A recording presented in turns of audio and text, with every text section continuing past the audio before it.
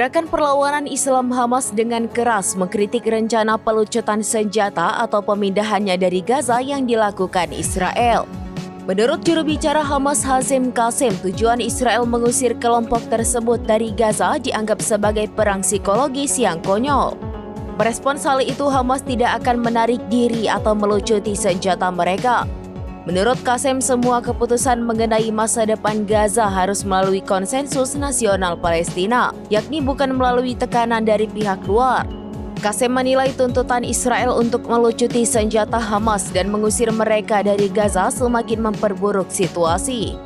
Diketahui kendati mencapai gencatan senjata sejak Minggu 19 Februari, Israel hingga kini kerap mengeluarkan ancaman ke Hamas. Sebelumnya Netanyahu berkomitmen pada tahap kedua dari kesepakatan pertukaran yang meliputi pelucutan senjata Gaza. Hal itu disampaikannya sembari menolak rencana apapun untuk mentransfer kendali dari Hamas ke otoritas Palestina. Lantas hal itu mengindikasikan otoritas Israel tengah bersiap untuk melanjutkan operasi militer.